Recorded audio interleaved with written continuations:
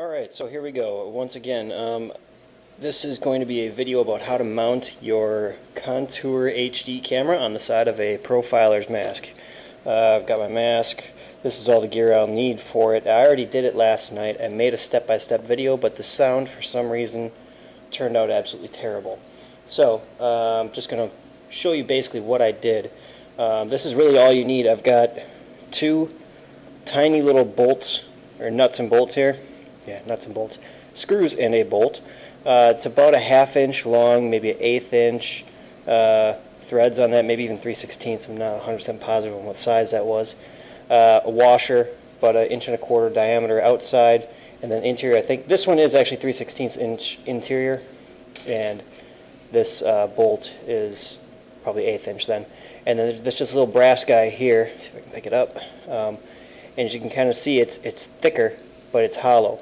I did that specifically so that this would actually get some grip once it's screwed into the frame. You'll be able to see that when I show you the actual goggles itself. And then here's the part that the camera actually slides onto. It goes inside the flush mount. So what I did, basically I took the flush mount, put 2 screws, drilled the holes with the smaller drill bit. This is a 1/8 inch drill bit.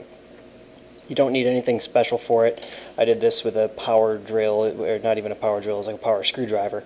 So you don't need anything super special to do this. It's basically very, very basic.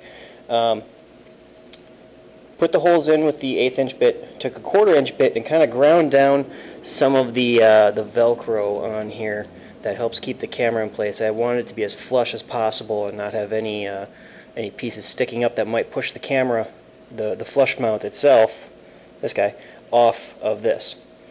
So once I did that, I kind of lined up this piece here that the camera slides onto over that, and where the Velcro on this end hit the screws, I ground that down as well right there. That way, you know, this can actually, all the Velcro makes contact. It's not pushing in on any of the screws and keeping this from going all the way on. It's a very secure, tight fit. Just how I want it. I don't want it falling off. That happened to Mike at Living Legends 3, I think it was. He only got about a 1/2 hour of footage and then the camera busted off. You can see that in a video that he made. So anyway, once you've got the holes drilled, and I do have the sticky back on here because I don't want it, don't want it shimmying or shaking or falling off or coming off in any which way or being any bit at all loose. You got to make sure you leave a space here though so that you can get this clip back, because otherwise you put this right up against that lens is in there permanently. That's not coming out because you can't get the clip off, can't get the lens out. I mean, unless you want to modify the hell out of the frame somehow. So on the inside, once I had the holes drilled in the actual piece itself, put it on the mask, drill through it again just to drill through the mask. You can go through the venting if you really want to. I don't recommend it because I mean, you could screw it in here and by the end of the day it could end up down there. So it can move, it can wiggle, it can wobble. It's just not a secure place to attach it. So once I did that, I took it, put the brass fitting in back, just to get a good, actually my wife is calling me right now, oops, just to get a good attachment. And you can kind of see I screwed that in there really good, and it's really gripping that rubber soft material. I mean, this thing is not going anywhere. I'm trying to turn it right now, and I mean, you can see the goggle moving in my hands even. Then the flat one up here, and it worked out so that they both just about hit each other, which is nice.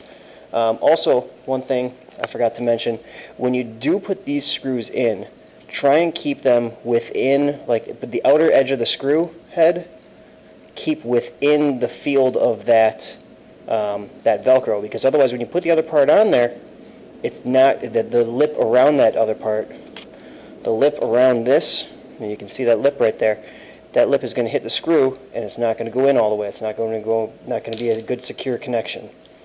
So that's basically it. I mean, it works out pretty good. It seems pretty solid. I mean, it hasn't gone anywhere. I haven't played with it yet. Of course, it's winter here in Chicago, and I mean, there's fields open, but I prefer warm weather. So yeah, there you go.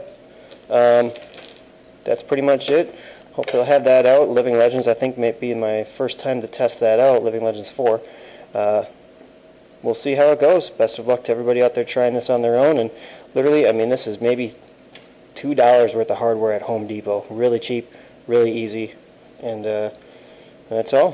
Thanks for watching. Always use female supervision whenever you're doing all this stuff, because guys get stuff way out of hand.